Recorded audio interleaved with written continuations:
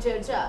अभी हमारे साथ स्टूडियो में मौजूद हैं हमारे सीनियर जर्नलिस्ट सरोज सर। बहुत बहुत स्वागत है सर आपका। जी बहुत शुक्रिया आपका सर। 48 घंटे जेपी नड्डा बिहार में रहते हैं। नीतीश कुमार से कई बार वो मुलाकात करते हैं। आज सुबह भी उनकी मुलाकात नीतीश कुमार से हुई। नीतीश कुमार वादा कर चुके हैं कि अब वो उनके साथ ही रहेंगे, वो महागठबंधन में नहीं जाएंगे। इस बीच अब खबर आ रही है कि मंत्रिमंडल विस्तार भी अब जल्द होगा। नीतीश कुमार की बात मान ली गई है। क्या कहेंगे इस पर आप? क्या नीतीश कुमार को मना लिया जेपी नड्डा ने? देखिए बहुत सारी बातें हुई है। 2 मीटिंग हुई है नीतीश कुमार के साथ जेपी नड्डा की, और दोनों ही बैठक जो है खाटी सियासी एजेंडे पर हुई है। कोई इधर उधर की बात नहीं, पूरा पॉलिटिकल मामला, सरकार कैसे बिहार में चलानी है, मंत्रिमंडल विस्तार कैसे होना है, चुनाव कब कराना है, जिन मुद्दों पर विवाद है उसका क्या करना है, इन्हीं सब मुद्दों पर जेपी नड्डा और नीतीश कुमार और बीजेपी की तरफ से जो सम्राट चौधरी और विजय सिन्हा गए थे, यही सब बात होती रही और बहुत सारे मुद्दों पर सहमति लगभग बना ली गई है।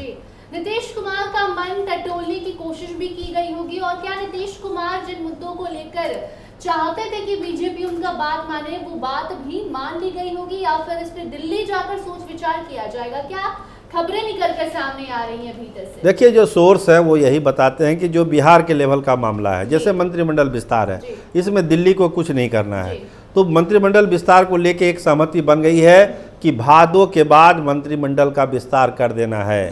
क्योंकि बहुत सारे पद जो है खाली होने हैं। अभी 6 मंत्री का पद भरा जाना है, दिलीप जायसवाल का पद मुक्त होना है। इसके अलावा हम आपको बताएं कि जनता दल यूनाइटेड से 2 कद्दावर नेताओं का पत्ता कटना है इस मंत्रिमंडल विस्तार में, ये भी तय हो चुका है।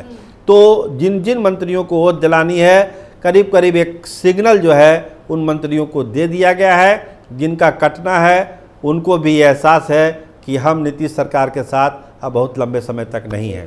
तो सर क्या ये कहा जा सकता है कि तेजस्वी यादव ने काफी देर कर दी नीतीश कुमार को मनाने में, या फिर उन तक पहुंचने में, उनसे मुलाकात करने में? क्योंकि तेजस्वी मुलाकात करते हैं, विधायकों की बैठक करते हैं और दिल्ली चले जाते हैं।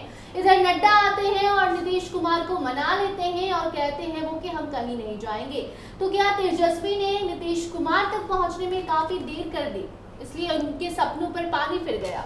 देखिए वंदना जी, इसमें देर वाली बात हम इसलिए नहीं बोल सकते हैं कि जो इस तरह की सियासी गुफ्तगू होती है और उस गुफ्तगू में बहुत सारे किरदार होते हैं, बहुत सारे मसले होते हैं, बहुत सारे मुद्दे होते हैं, ये एक दिन के डिस्कशन में या एक दिन के बहस में ये सॉर्ट आउट नहीं होता है। तो काफ़ी लंबे समय से ये प्रक्रिया चल रही है, अभी भी चल रही है। ये आप नहीं कह सकते कि ये टूट गया, ये बातचीत टूट गई है कहीं पे। बातचीत की प्रक्रिया ऑन रहती है। सियासत में हर स्तर पर बातचीत की प्रक्रिया ऑन होती है, जो बंद नहीं होती है। आपने एक शब्द कहा कि जेपी नड्डा के आने के बाद क्या हो गया, तो जो जेपी नड्डा के बाद आने से यही हुआ कि तेजस्वी के लिए एक बड़ा खड्डा खोद के उछले गए। जो ट्रेन स्मूथली चल रही थी और जिन जिन बात मुद्दों पर डिफरेंसेस था, जिनको नीतीश कुमार को दिल्ली में उठाना था, वो सारे डिस्कशन तो उनके निवास पर ही जेपी नड्डा ने कर लिया और बहुत सारी चीज़ों को मान भी लिया कि भाई आपकी जो बातें हैं बहुत हद तक हम मान रहे हैं, बाकी दिल्ली आलाकमान से बात करके उसको अंतिम रूप दिया जाएगा। तो फिलहाल जो है तेजस्वी यादव की गाड़ी रुकती हुई दिख रही है। गाड़ी बेपटरी नहीं हुई है, गौर करिएगा, गाड़ी बेपटरी नहीं हुई है, ट्रेन डिरेल नहीं हुआ है, ट्रेन तो चल ही रही है, थोड़ी सी रफ्तार कम गई है। जी, इसी के साथ एक तस्वीर और जेपी नड्डा की देखने को मिली है, जहां वो दलित परिवार के घर जाते हैं, चाय नाश्ता करते हैं। उस दौरान उनके साथ बीजेपी के और भी कई वरिष्ठ नेता मौजूद रहते हैं, और वहां पर वो मेंशन भी किया जाता है कि जिस तरीके से लोग हम पर आरोप लगाते हैं कि हम दलित विरोधी हैं, ऐसा कुछ भी नहीं है। तो क्या आरक्षण के मुद्दे को लेकर जिस तरीके से तेजस्वी भाजपा को घेरते रहते थे, उन पर भी अब जो सवाल खड़े होते थे, उस सवाल को खत्म करने की कोशिश भी जेपी नड्डा ने की है, दलित कार्ड खेला है?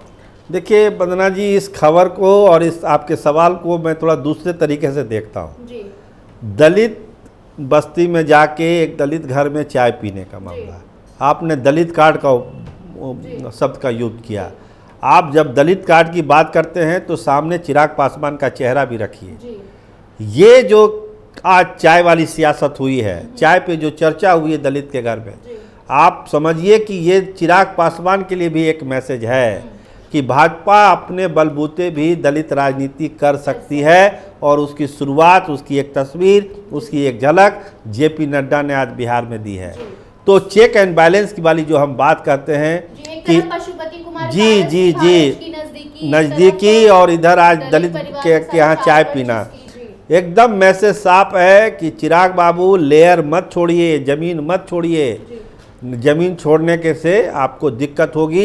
ये आज चाय की चुस्कियों के साथ ये मैसेज चिराग पासवान को साफ साफ दे दिया गया है। जी बहुत बहुत धन्यवाद सर। जी आपका भी बहुत शुक्रिया। जो भी दर्शक हमें देख रहे थे, आपको बता रहे थे कि किस तरीके से जेपी नड्डा बिहार आते हैं और यहाँ का पूरा माहौल ही बदल जाता है।